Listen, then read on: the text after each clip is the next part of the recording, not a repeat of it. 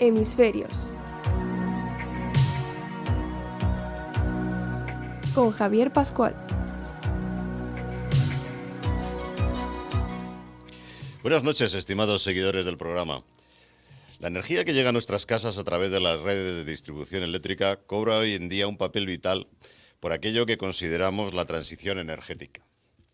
En varios programas hemos visto cómo la energía renovable no se produce de forma continua y lo cual nos obliga a almacenarla para lograr mayor eficacia en su aprovechamiento. Y por otro lado, también hemos visto cómo la tendencia es lograr generar ahora mismo de una forma descentralizada. No nos olvidemos que hay muchos seguidores que ya tendrán en sus tejados la posibilidad de producir energía renovable con las placas solares y que ellos mismos podrán ser lo que antes no podíamos, que era productores de energía eléctrica. Y por otro lado también sabemos y hemos comentado que la energía eléctrica, siempre que se produzca en el lugar de donde se consuma, pues es mucho más eficaz porque nos ahorramos las pérdidas que se producen en el transporte de esa energía eléctrica. Todo ello supone un desafío para los operadores de redes hoy en día. Y para hablar de todo ello, hoy contamos con un experto con gran experiencia en la distribución eléctrica, Abelardo Reynoso, que es ingeniero industrial por la Universidad Politécnica de Madrid y programa de desarrollo directivo en el IE y en el IES.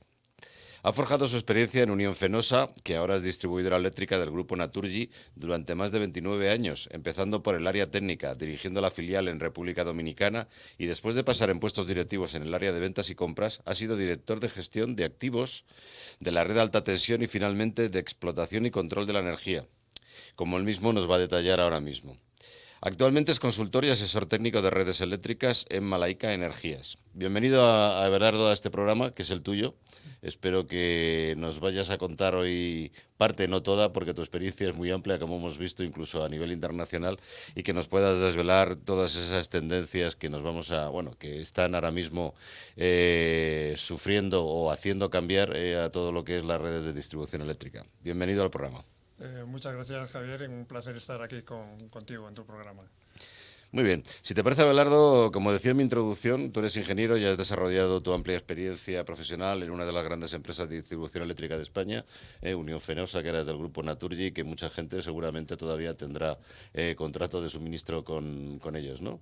Pues la verdad que sí, que mi trayectoria profesional se ha desarrollado 100% en Unión Fenosa, en sus diferentes denominaciones a lo largo de estos años. Y después, una vez que se produjo la fusión con Gas Natural y después Gas Natural se convierte en Naturgy, pues seguí desempeñando mi evolución profesional ahí, ¿no? Como bien decías, soy ingeniero industrial de la Poli de la Castellana. Como algunos otros. Como algunos otros. Elegí en su momento las técnicas energéticas, que eran algo que no era lo más habitual en aquellos años, ¿no?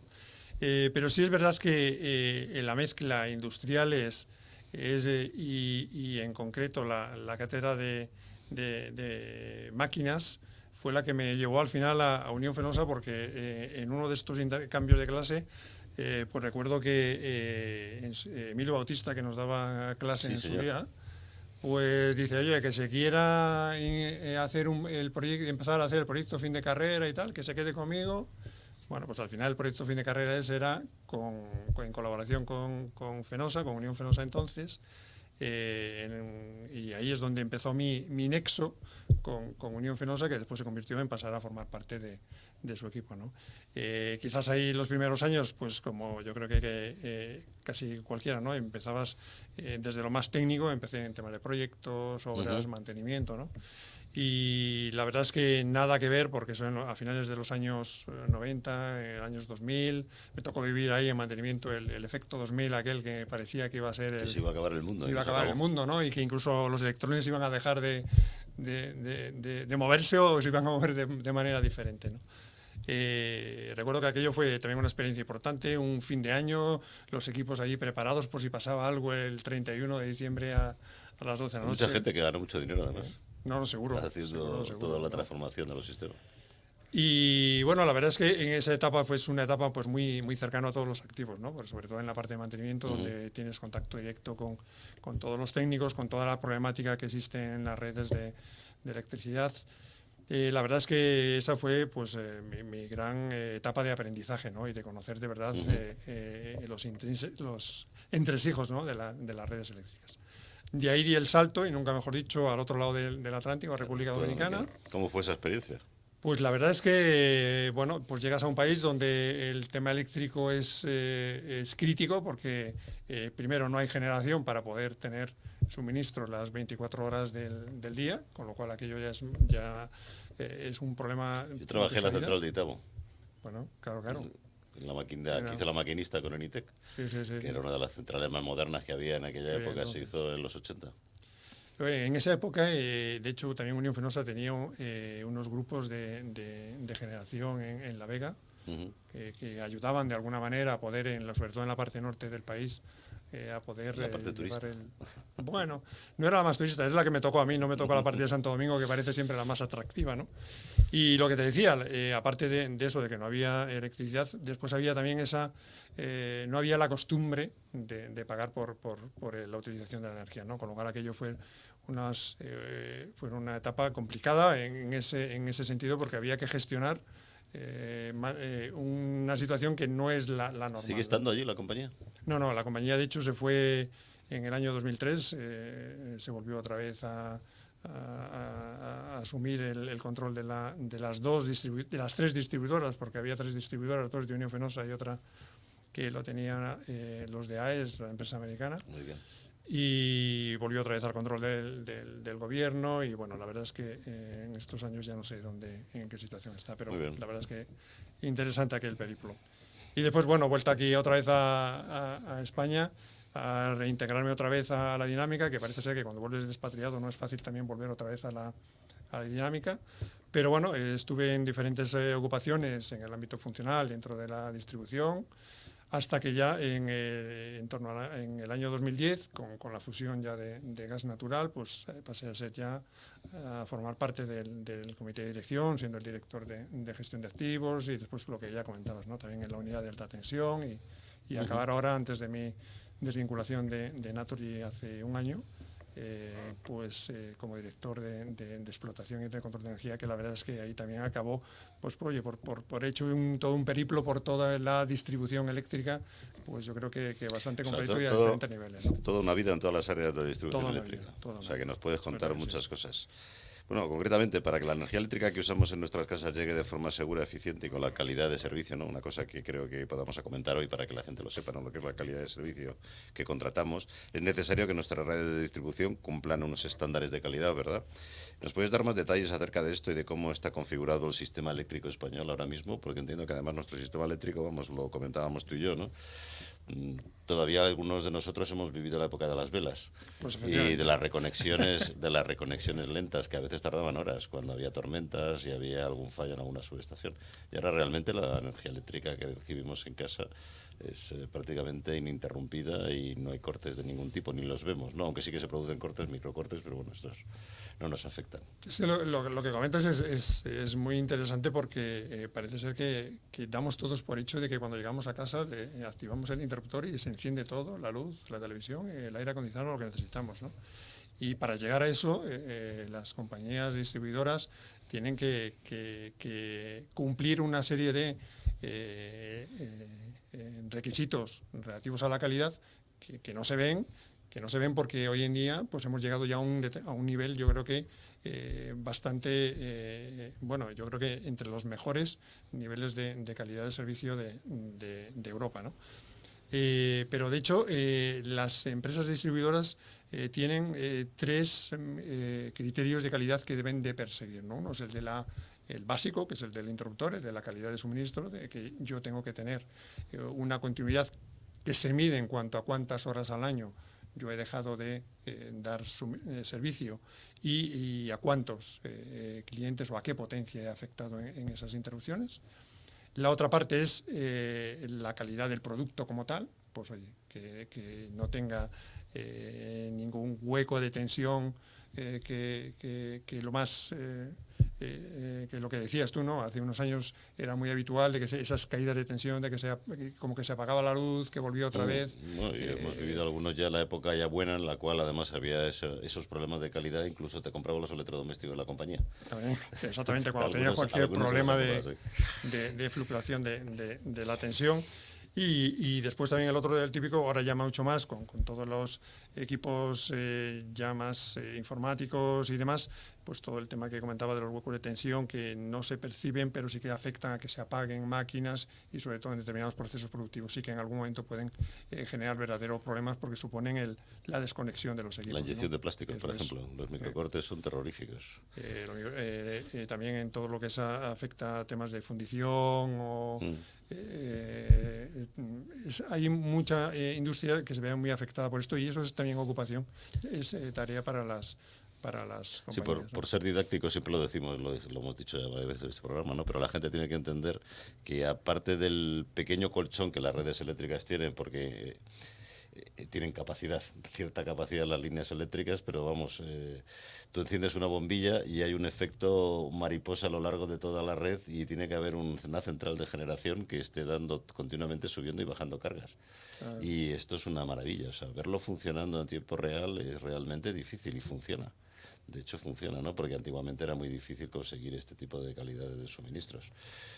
Había que llamar por teléfono cuando íbamos a ver el partido, ¿no? Ya creo que no se hace. Con los grandes productores antes sí que se hacía vía telefónica cuando se iban a encender los estadios y cosas de estas. Bueno, más de una vez ha pasado, y no hace muchos años, de estar en plena retransmisión de algún partido y que se haya ido la iluminación en un estadio porque se ha producido a lo mejor un corte de suministro, tiene que conmutar la alimentación que pueden tener, una garantía de suministro. Un estadio lo normal es que tenga dos acometidas diferentes, porque si tengo cualquier problema en una, pues oye, mantenga el suministro, y eso unido a que las luminarias que había por entonces tenían un tiempo, una inercia para poder volver a encenderse y demás, pues ha habido situaciones donde en mitad de un partido de fútbol pues ha habido que esperar pues oye, media hora a que aquello se volviera otra vez a recomponer, ¿no? Pero bueno, volviendo otra vez un poquito al tema de la calidad, como decías, es importante saber que además las compañías tienen que tener unos sistemas de medida y de control de cuándo se producen esas interrupciones, cuánto duran esas interrupciones, a qué número de clientes afectan, y en función de eso se separa lo que es la calidad individual, a que cada uno de nosotros nos miden en nuestro suministro, en los diferentes suministros que tengamos, y una calidad zonal que también le afecta a las distribuidoras, de cara a que si en determinados ámbitos tienes que tener unos estándares. ¿Cómo se mide eso? Pues primero que la calidad zonal se divide en 4 tipologías de zonas, que son zonas urbanas. Pues oye, las ciudades con más de 20.000 habitantes entran dentro de ese apartado. Después están las semiurbanas, pues, de menos de 20.000, y después ya están las zonas rurales, que se discriminan entre concentradas y dispersas, pero bueno, que es un tema ya un poco más para ponerle diferentes criterios de tiempo que tienen que durar esas interrupciones, y cuántas interrupciones o cuántas horas voy a tener también a lo largo del año, ¿no? En función de eso, las compañías lo que tienen que hacer es una valoración a final de año de cada suministro, y si se superan unos límites que hay establecidos reglamentariamente, tienen que proceder a una indemnización ¿Quién controla eso? ¿Qué organismo controla el Ministerio? El Ministerio, porque las compañías tienen que tener unos sistemas que son auditados. Entonces tú, a final de cada año, tú tienes una auditoría donde muestras cuáles han sido los resultados y las facturaciones correspondientes a esas penalizaciones. ¿Te parece, recordamos a los seguidores del programa cómo está organizado el mercado español ahora? Bueno, la distribución de energía eléctrica en España y la generación. Están los generadores, está la red de transporte, que la tiene Redesa, ¿verdad?, que es un organismo independiente, Red Eléctrica de España. Bueno, ya se llama de otra forma, que no me acuerdo, he visto que le han cambiado allí en La Moraleja el nombre. Redella, sí. Redella, o algo así, sí, efectivamente. Que es la que hace la coordinación de toda entre la generación y la distribución, y que hace el transporte, ¿verdad?, de alta tensión. Luego están las distribuidoras, que son las que nos dan nuestro PUC, se llama, ¿no? El CUPS, eso digo, el PUCS, eso es de los teléfonos, el Código CUPS, unificado de punto de suministro. el que nos da el punto de suministro. Y luego está la comercializadora, que puede ser cualquiera, que tenga capacidad de vender energía y que se dé de alta como vendedor de energía y que no tiene por qué tener red de distribución. Puede ser cualquier ente que comercialice, igual por poner el ejemplo que los teléfonos, que bueno, Igual.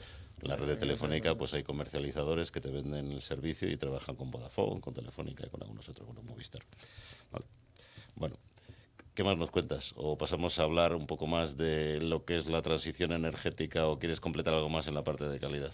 Yo creo que en la parte de calidad sí que me gustaría dar a lo mejor dos cifras, porque siempre que hablamos de calidad, el cliente no se ve afectado hasta que de verdad tienes una interrupción. Y como bien decías tú, esto ya no se parece en nada a lo que era, yo creo que a finales de los 90 o incluso un poquito antes. ¿Por qué? Pues porque hemos bajado unos indicadores de calidad, que es lo que se mide y por lo que también se tienen unos retribución o una bonificación las distribuidoras en función de si mejoran esos parámetros de calidad, lo que miden, como decía, es el tiempo y la potencia que se ve afectada por esa interrupción, ¿vale? Entonces, parámetros para que tengamos todos un orden de magnitud. En el ámbito urbano en España, ese valor está en 42 minutos, es decir, que durante 42 minutos al año en ámbitos urbanos, en poblaciones de más de 20.000 habitantes, se ve afectada la potencia que está distribuida en esos ámbitos, ¿no? 42 minutos es mucho o es poco, ¿no? Pues hay poblaciones o hay ciudades en España, Madrid es una de ellas, donde está en menos de 30 minutos, ¿no? Con lo cual eso quiere decir que las redes y la resiliencia de esas redes consigue que las interrupciones sean prácticamente inexistentes, y cuando existen lo que se consigue por la propia configuración de las redes eléctricas es reconfigurarla. Estás hablando de 30 minutos, dices 30 minutos anuales. Anuales, y es una media ponderada por la potencia que está desplegada en esa Como yo te puedo decir por experiencia, y me sorprendió que la última avería que hubo cerca de mi casa fue en un centro de transformación, que son esos sitios donde hay un transformador, llegan media tensión y salen para que la gente nos entienda, salen a las casas ya los cables en baja tensión, y hay un transformador, lógicamente, y el transformador se quemó. Y la verdad es que un transformador es algo que podéis tener en repuesto, pero que hay que llevar, etcétera. Fue mediodía, no sé si fue mañana, y al mediodía por la tarde ya estaba funcionando un transformador nuevo en un centro de transformación. Y la verdad es que me sorprendió, porque claro, llevar una máquina de ese peso, aunque la tengas en stock y tal, lleva tiempo y conectarla. Pero la verdad es que fue muy rápido. Ese es uno de los cambios que también ha ido evolucionando las redes. Las redes no han evolucionado solo desde el punto de vista técnico, tecnológico o de sistemas de información, sino que esta otra parte, la parte de las operaciones, también ha evolucionado mucho. Todos los modelos de contratación, modelos de aprovisionamiento, el poder disponer, como bien dices tú, oye, de repuestos necesarios a una distancia tal que minimices cuando tengas cualquier incidencia, también es otro de los grandes cambios que se ha producido en la distribución eléctrica en España en los últimos años, ¿no? El poder reconfigurar la red es algo que yo creo que en los últimos 10 años es donde ha habido un mayor cambio por la automatización de la propia red. Y esta otra parte asociada ya más a las operaciones y al mantenimiento es la que también te permite el poder reducir estos indisponibilidades cuando, oye, al final el que se produzca una avería siempre existe una probabilidad de que ocurra, ¿no? Si quieres pasamos a hablar de transición energética y la conexión con las redes de distribución eléctrica. Muy interesante. ¿Qué nos tienes que contar? Lo de la transición, ¿no? Fíjate, que es un término que ahora está como muy de moda, y que la transición parece que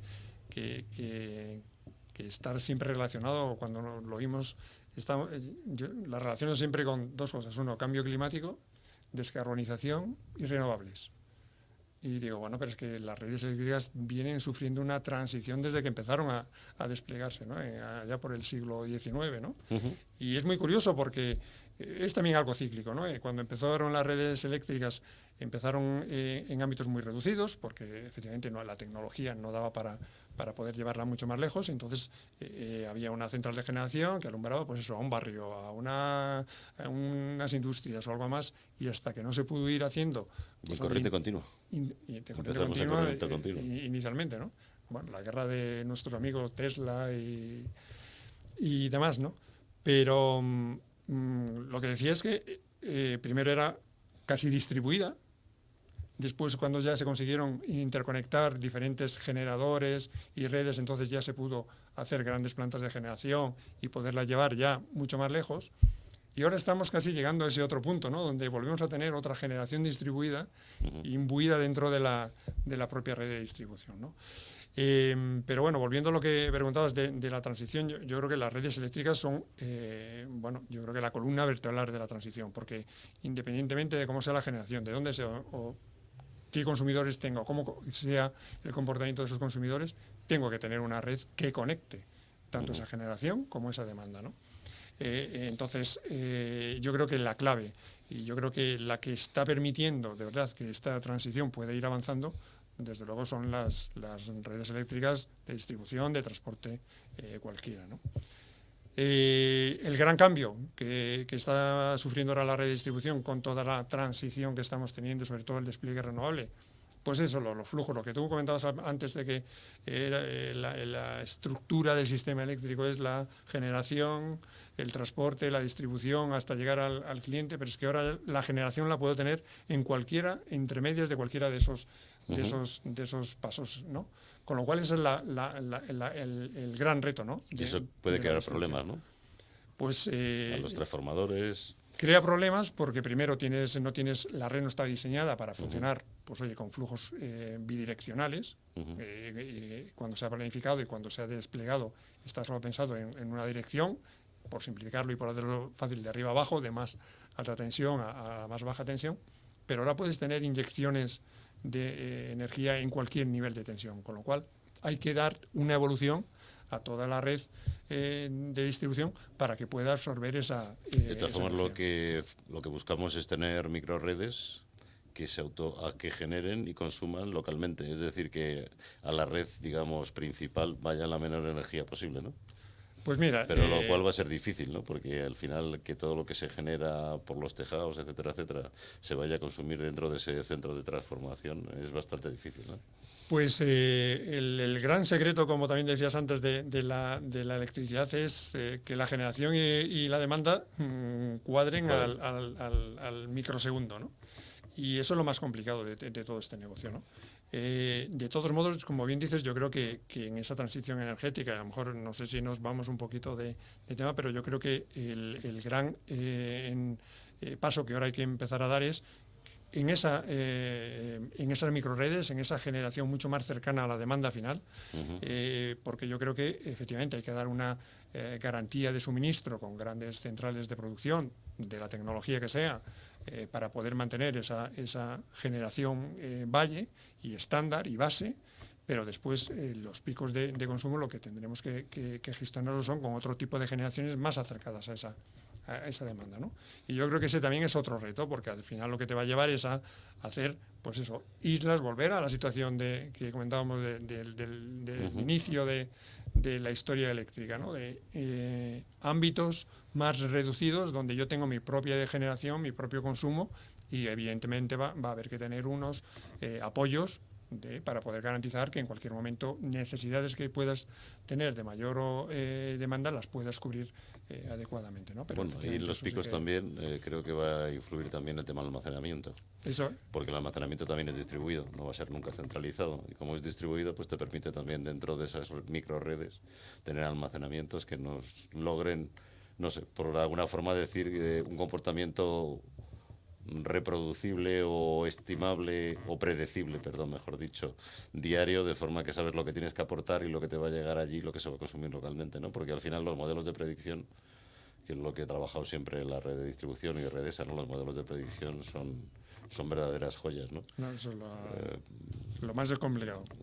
Pero de todos modos la parte del almacenamiento yo creo que a esos niveles, a esos niveles de tensión, en la baja tensión o en la media tensión, pues hombre, con el nivel tecnológico que tenemos hoy en día, yo creo que estará pensado para momentos muy puntuales de indisponibilidad de la red para poder cubrir esas demandas, porque las capacidades de almacenamiento que tenemos son muy bajas, tanto por potencia como por tiempo que podamos después soportar esa esa demanda. De todas formas, Abelardo, esto, por ligarlo a otra parte, a otra área que también tratamos en este programa, la que es la ciencia de los datos, hoy en día, además, con la medición inteligente, los contadores inteligentes, que además te pueden dar los patrones de consumo de muchísimos hogares, etcétera. Que antes yo recuerdo que había unos americanos que lo vendían, porque tenían registros de muchos contadores en Estados Unidos y lo compró mucha gente. De hecho, yo conozco algunas compañías que lo han hecho. Bueno, ahora ya cada compañía distribuidora con los contadores electrónicos pues puede empezar a generar datos de millones de usuarios y generar patrones y al final trabajar con el tema de la ciencia de datos para poder cubrir ese modelo de predicción, ¿no? Cada vez más inteligente y a lo mejor aplicar técnicas de machine learning y todas estas cosas. Un poco las eléctricas están en ello ya. Claramente están. Ese es uno de los grandes retos que tienen encima, es gestionar la gran cantidad de datos que ahora tienen a su disposición por todos los diferentes equipos que se montan en la red, porque unos son los contadores, como bien dices, porque en España se han instalado, pues hombre, somos 30 millones de suministros ahí en España, pues imagínate, se habrán colocado otros tantos, ¿no? Contadores, pero no solo se colocan contadores, se colocan también equipos de medida en los centros de transformación, equipos que te dan información de todo lo que está pasando en cada centro de transformación, y así, a medida que vas aumentando de tensión, millones de datos que tienes que gestionarlos, que sacar información, que extraer conclusiones, que tomar decisiones, con lo cual, lo que bien dices, el poder automatizar decisiones con toda esa información que tienes en cada segundo, pues es uno de los grandes retos que hay que abordar. Y no solamente para el consumo, sino para el mantenimiento de la red. No, eso es clave, para el mantenimiento, para el detectar dónde tengo un problema, fallos, el pérdidas, adelantarme a esos fallos además también, que esa es otra de las posibles... predictivo. Ser predictivo en cómo se está comportando la red para determinar si voy a tener un fallo o no. Es una gran cantidad de información que hay que gestionar, ¿no? Muy bien, Abelardo, si te parece pasamos a publicidad y seguimos luego hablando un poco más ya del futuro, ¿vale? Cuando tomas la decisión correcta, ¿qué más da lo que otros opinen? Decisión Radio. La Espumosa, ubicada en Glorieta Pintor Sorolla, número 4, Metro Iglesia, en pleno corazón de Ponzano. Selecta carta de productos mediterráneos y de elaboración propia, champán francés, sprit clásico y macerado con fruta natural. Tu gastrobar con terraza y buen ambiente, un espacio idóneo para celebrar con tus amigos, organizar tus afterworks o eventos de empresa. Visítanos en laespumosabar.com o llámenos al 651 30 10 38. La Espumosa Bar, el gastrobar de moda.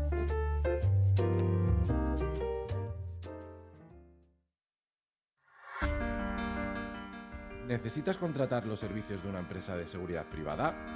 Cuenta con Levantina de Seguridad y sus más de 40 años de experiencia. Deja de preocuparte por tu casa de verano, tu negocio o nave industrial.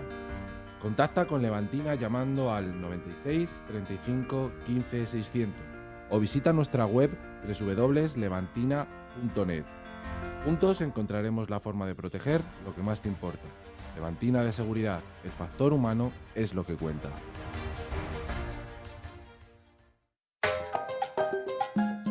Paco Cecilio, moda que marca tendencia ofreciendo la mejor calidad al mejor precio. Paco Cecilio es un referente en la elegancia casual, pero con mucho estilo. En cualquiera de nuestras tiendas distribuidas en la Comunidad de Madrid encontrarás la moda más apropiada para cada ocasión. Un estilo elegante, atemporal y abierto a muchos públicos y momentos del día. Estamos en Parque Corredor de Torrejón de Ardoz y el centro comercial La Dehesa de Alcalá de Henares, y las 24 horas en www.pacocecilio.com. Paco Cecilio, moda hombre.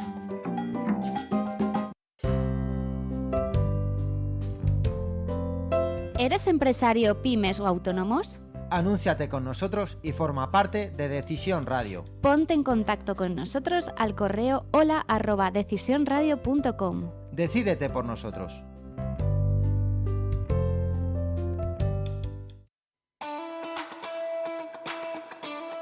Decisión Radio sigue creciendo y lo hace gracias a vosotros, decididos. Únete a nuestra sección del Club de Amigos, donde podrás encontrar descuentos en múltiples tiendas nacionales e internacionales, viajes, moda y muchos productos más. También tendrás acceso a nuestro contenido premium más exclusivo con lo mejor de tus programas favoritos. No esperes más y hazte con la tarjeta del Club de Amigos de Decisión Radio.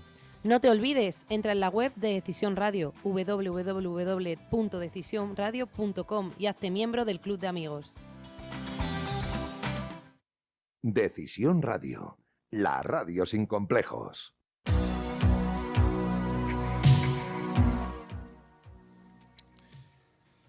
Abelardo, hemos estado hablando, si te parece, de la calidad de suministro y como experto, ¿cuáles son los factores que crees que sobre los que hay que actuar para asegurar esa calidad de suministro y lograr, además, ¿no?, el binomio calidad y eficiencia?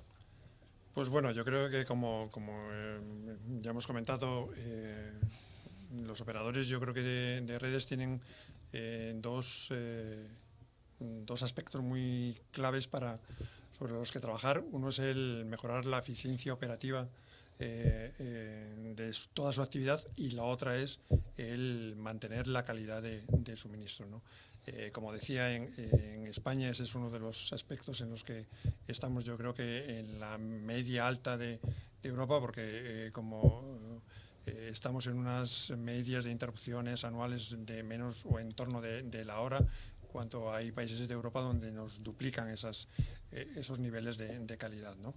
¿Dónde se basa o dónde está la clave de poder llegar a estos excelentes niveles de calidad? Pues en el primero, yo creo que lo estábamos comentando hace un poquito, es el tema del mantenimiento preventivo, el adelantarte a dónde voy a tener las incidencias. Las compañías están todas trabajando en cómo puedo adelantarme a ese posible fallo que voy a tener en mi línea, en mi transformador, en mi subestación, ¿no?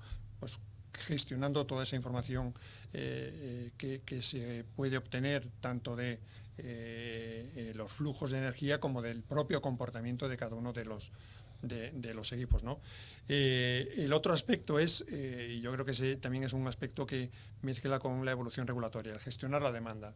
Tú comentabas el tema de las microredes, que puede dar mucha más flexibilidad a esa gestión de la energía, porque además lo que va a conseguir también el poder gestionar a esos niveles la demanda es que voy a poder en algunos casos no hacer todas esas inversiones o todos esos desarrollos de red que pudiera tener, porque lo voy a hacer compatible con las demandas que yo tengo, ¿no? Entonces, lo que pasa es que ahí tenemos también que evolucionar, y que ya se están dando los pasos en ese sentido, en el poder gestionar la flexibilidad de la demanda. Otro tema es el que también comentabas, las tecnologías, el incorporar tecnologías avanzadas, tanto en lo que es a través de inteligencia artificial, como automatización, como la explotación de la red automatizada, de que yo cuando tenga una incidencia lo pueda en automático hacer esa configuración de la red sin tener que darle a la parte humana, ¿no?, ese pensar cómo puedo reconfigurarlo, sino que ya hay una serie de mecanismos que me permiten ¿Todavía aislar. tenéis operadores que están trabajando en tiempo real? Trabajan en tiempo real, pero el concepto con el que trabajan ya no tiene nada que ver con el de... Porque entiendo que muchas reconexiones se hacen de forma automática. Se hacen automáticas, efectivamente. Como bien dices, hay una gran parte de las reconexiones... Salvo que haya un desastre. Exactamente. Y que mejor que no lo haya, porque seguramente que los operadores tampoco van a saber lo que hacer. De todos modos, ahí, y sobre todo por... El nivel de información, por curiosidad, es todo sabido, ¿no? Los que hemos trabajado en nucleares también, ¿no? El tema de los accidentes, siempre cuando hay un accidente, y esto puede ocurrir también en una red eléctrica con un fallo grande en el cual vaya a haber una interrupción de más de esa hora que dices tú, es al final porque se producen fallos en la interpretación y en la señalización que están recibiendo, en la información que están recibiendo los operadores. Siempre ocurre lo mismo, ¿no? Por eso se han hecho en las nucleares los centros de soporte técnico con gente externa para poder apoyar en caso de que haya un accidente de este tipo. Entiendo que también tenéis que mejorar lo que es la señalización, ¿no?, y la interpretación del estado de la red para que los operadores casi lo tengan resuelto, o tengan sistemas de apoyo en el cual casi esté todo, incluso con fallos no previstos o no corrientes, no se produzcan fallos adicionales, ¿no?, por malas interpretaciones de los operadores, ¿no? Entiendo que también eso es un área de trabajo dentro de la distribución eléctrica. Pero es un área de trabajo que yo creo que ya está en otra fase, ¿no?, más avanzada, porque porque todas las empresas distribuidoras tienen ya sus planes de contingencia ante determinado tipo de incidencias en la red. Se despliega en caso de que ocurra cualquier incidencia, y de estas que comentas tú, de gran duración, se despliegan ya una serie de protocolos de intervención, tanto desde el punto de vista de análisis del propio operador y de ir reconfigurando y reponiendo el servicio, como de lo que son todos los servicios asociados de operaciones, de despliegue de equipos en el campo para poder empezar a localizar y a partir de ahí trabajar y reponer la... ¿Quiénes coordinaría en caso de un problema nacional? En caso de un problema nacional es Red Eléctrica el que tiene que poner orden. ¿Cómo hemos dicho que se llama ahora? No me lo voy a aprender. Pero sigue siendo Red Eléctrica de España, el operador del sistema es el que tiene que liderar estos temas. Por curiosidad, para los que nos estén escuchando, que pasó en Estados Unidos, porque en Estados Unidos que deja mucho... Bueno, en Estados Unidos, además tenemos que decir que en toda Latinoamérica y en América del Norte, y en México también, hay muy poca red enterrada, lo cual es un lujo en España, porque tenemos un montón de red enterrada, sobre todo en las ciudades no ves ni un solo cable por los tejados, normalmente las ciudades grandes, ¿no? Pero aparte de eso, cuando tienes los transformadores en poste, como tienen los americanos, en el momento que hay un problema, se vienen abajo. Eso sí, son muy baratos de mantener porque no tienes que hacer intervenciones subterráneas. Pues es fácil también después el reponerlo, porque... Sí, pero dan sus problemas, ¿no? Las reconexiones hay que hacerlas cuando son masivas, hay que hacerlas programadas, por lo que estábamos diciendo antes, porque no puedes ir contra una nuclear a lo mejor porque sigue funcionando y empezar a meterle toda la carga de golpe. Tienes que empezar a hacerlo seccionado y tienes que empezar a planear cómo hacer las reconexiones. Tiene que ser poco a poco, porque lo que puede haber es otra vuelta a caer otra vez, efecto dominó, y es peor todavía. Es peor todavía.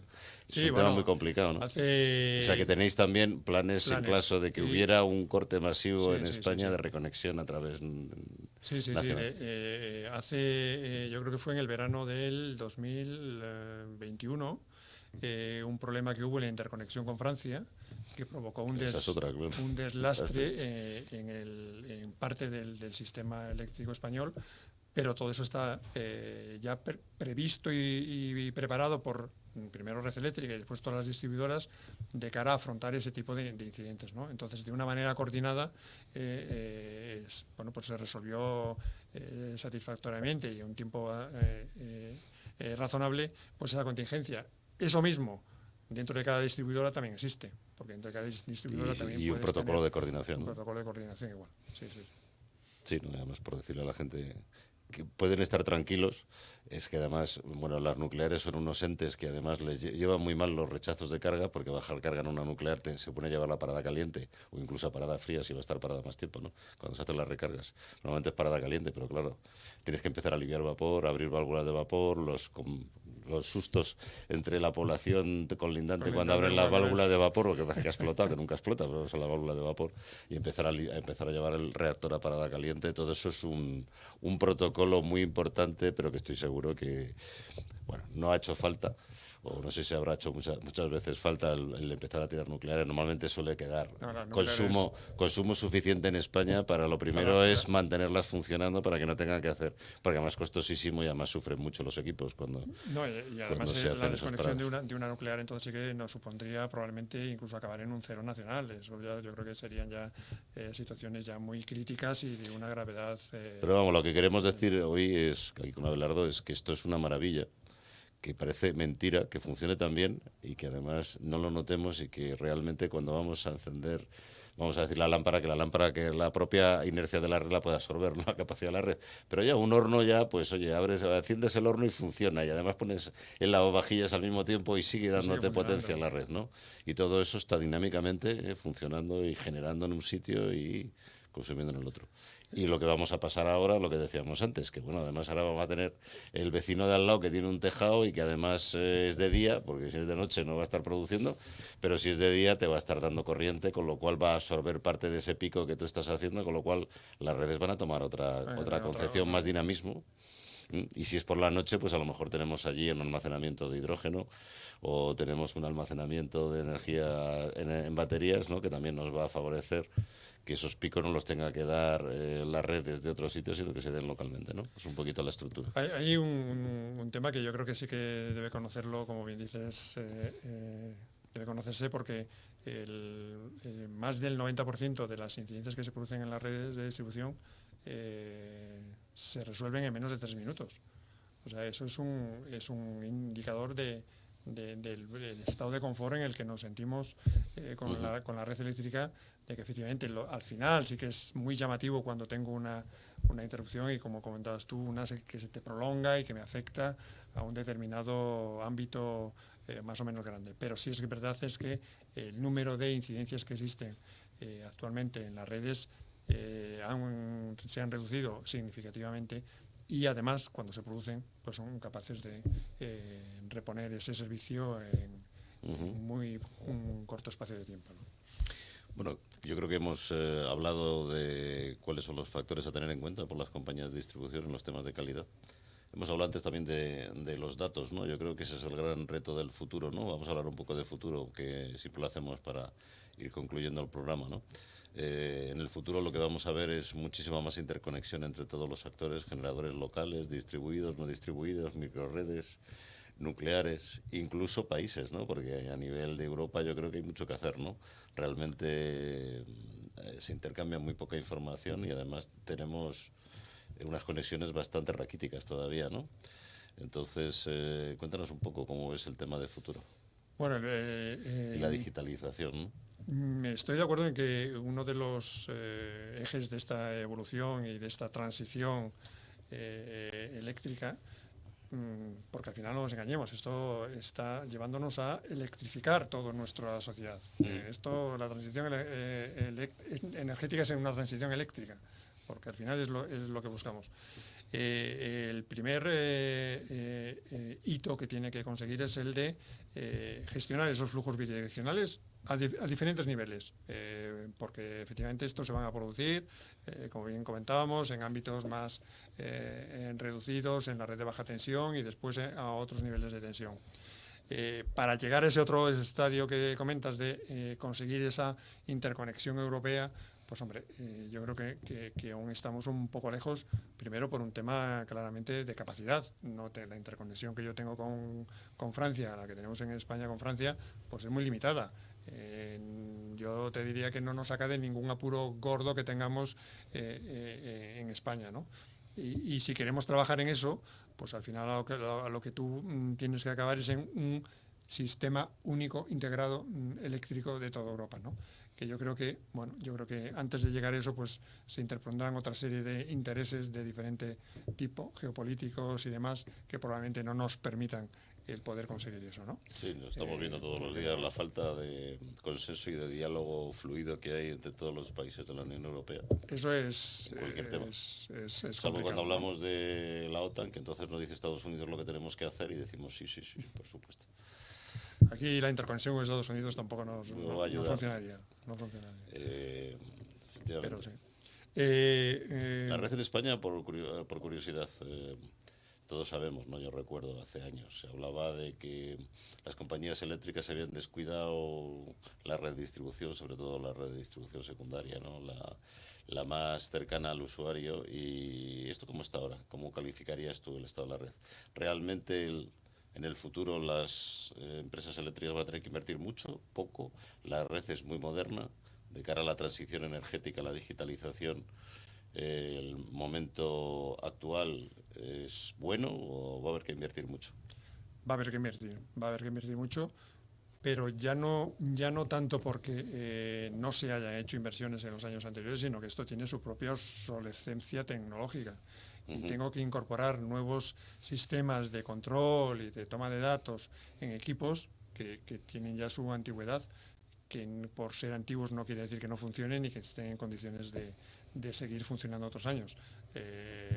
Recordemos que el equipamiento que se monta en las redes eléctricas tiene una vida útil estimada de mínimo 40 años, o sea, y lo vemos con transformadores, que incluso hay transformadores de potencia que tienen bastante más que esos 40 años y están ahí respondiendo. Sí, en general es un aparato robusto, igual que las celdas de media tensión aguantan luego más de lo que se dice, ¿no? Mucho más. Los fabricantes. Entonces, el reto ya no está tanto en lo que comenta, dice, si es una red precaria o no. Yo, para nada, todo lo contrario, es una red moderna y por lo menos resiliente. Y sí es verdad que lo que tengo que hacer es intentar modernizar toda esa red para que yo pueda instalar equipos que capturen datos que no es posible si no tienes unas determinadas características y una determinada tecnología. Entonces, desde esa perspectiva voy a tener que modernizar toda la red y eso sí que va a Captura ser. de datos, pero en cuanto a maniobra remota, automatización, equipos modernos que sean remotamente maniobrables, hay que meter más.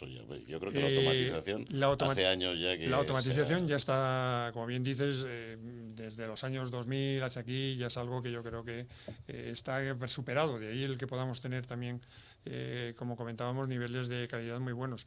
Pero sí que hay que bajar esa automatización a la red de baja tensión, que es la que está a falta de esa automatización, ¿no? Porque el contador, como decías, el contador inteligente aún no te permite hacer esa operación más allá pues, de cortar el suministro, de modificar la potencia que tiene contratada cada suministro, pero se necesita el poder llevar al centro de transformación.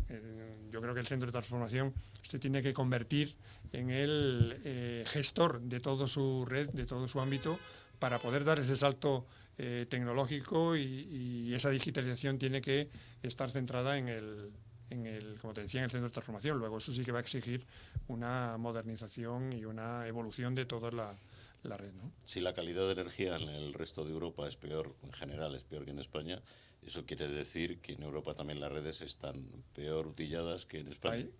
Hay informes por ahí donde, hablando de esto, de la digitalización de las redes, hay compañías que están aún en torno a un 5% de esa digitalización.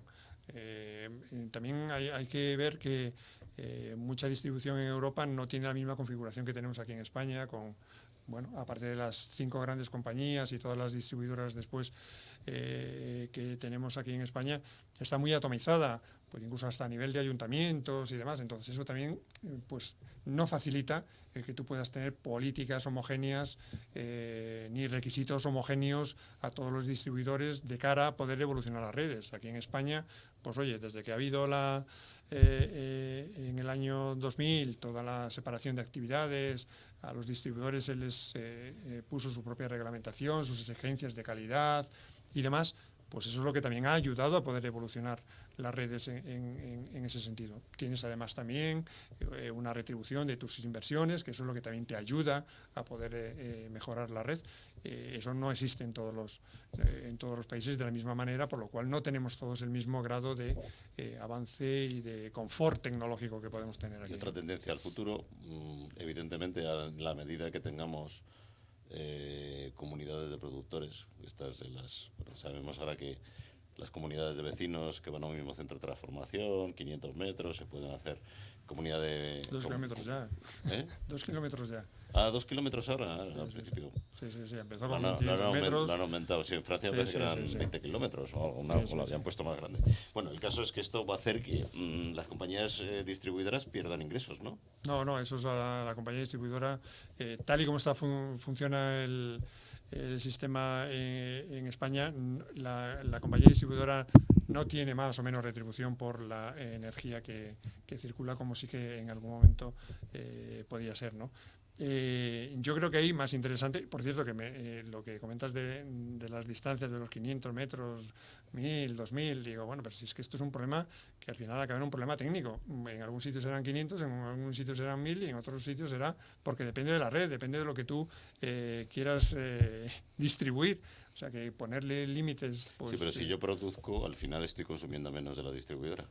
No, la comercializadora me va a facturar menos. La comercializadora, la distribuidora, lo único que te garantiza es que te pone tu carretera para que circulen tus electrones, vengan de un sitio o de otro. Yo como distribuidor lo que garantizo es que voy a tener disponibilidad. Porque es el comercializador el que compra la energía. Es el comercializador el que puede tener... Vosotros tenéis una canon fijo por el tema del transporte, de la distribución.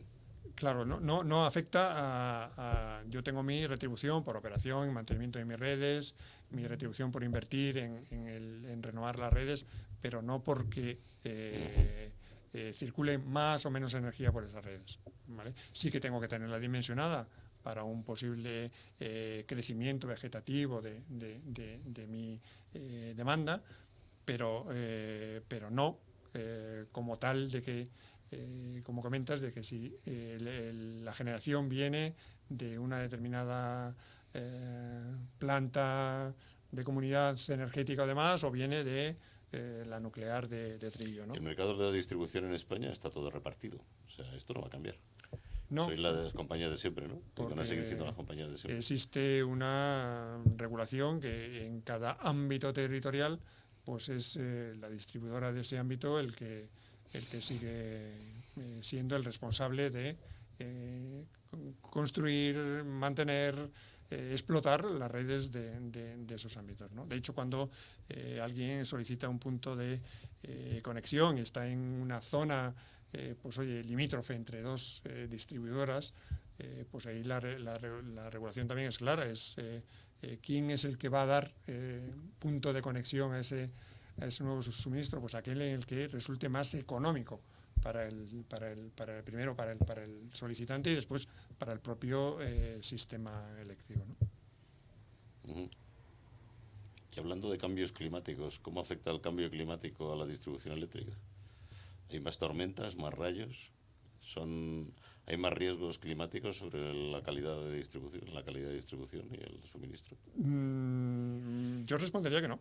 O sea, el cambio climático no es algo que le afecte como tal puede afectar a la producción hidroeléctrica y a la evidentemente... Pero a lo que son a los activos de la red de distribución, pues oye, hoy ya tenemos tecnología pues, para cuando tenemos tormentas, cuando se producen tormentas, el instalar los equipos adecuados de protección de todos los equipos, las líneas y demás, y no es algo que sí es verdad que hace algunos años, cuando llegaban las épocas del verano, las tormentas y demás, eran momentos críticos porque había muchas interrupciones de suministro. Uh-huh. Ahora podemos comprobarlo que incluso superando grandes tormentas, pues el servicio eléctrico se ha mantenido funcionando.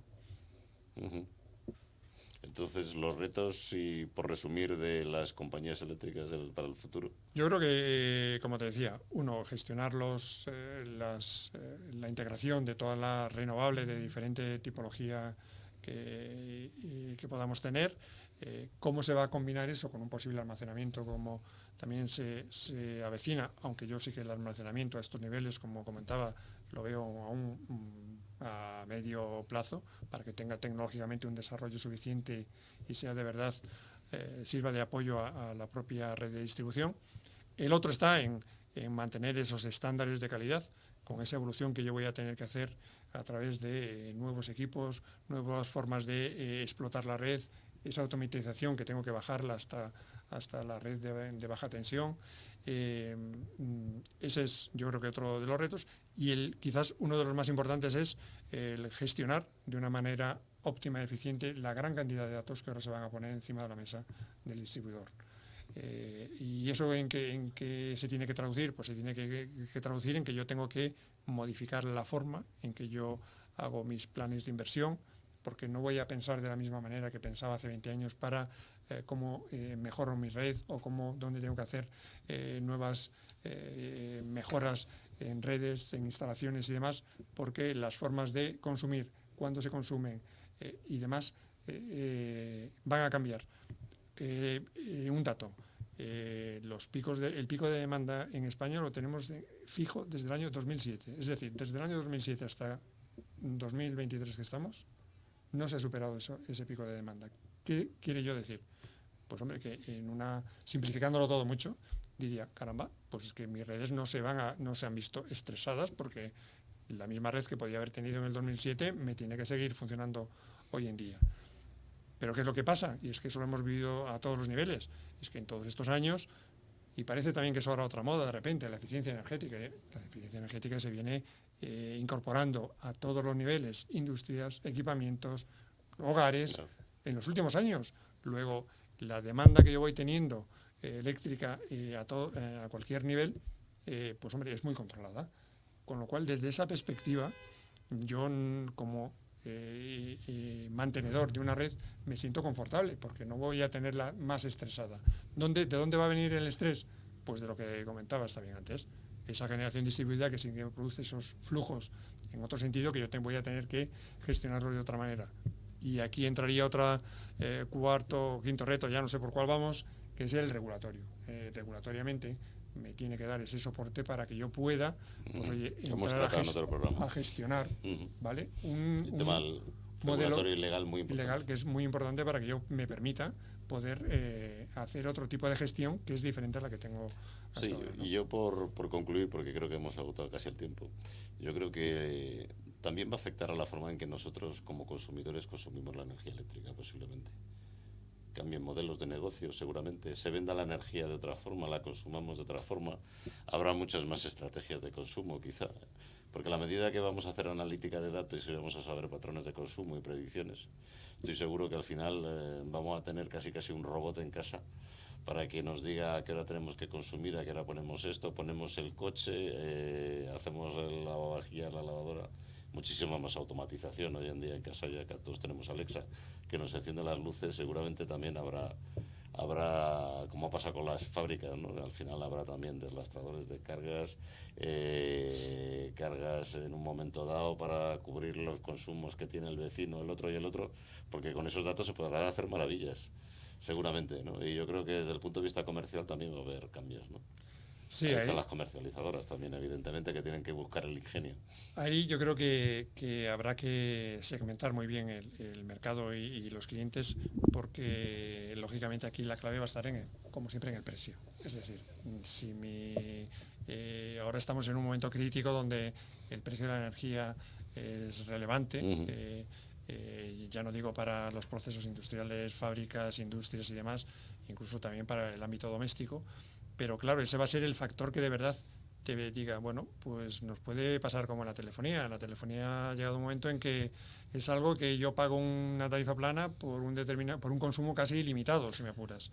Pero eso es un tema de precio, al final, de cómo se construye el precio de ese servicio, ¿no? Yo fíjate. Y eso dependerá de ver qué es lo que pasa con la electricidad. Yo creo que veremos tarifas personalizadas, fíjate. Claro, seguro. Dentro de no mucho tiempo.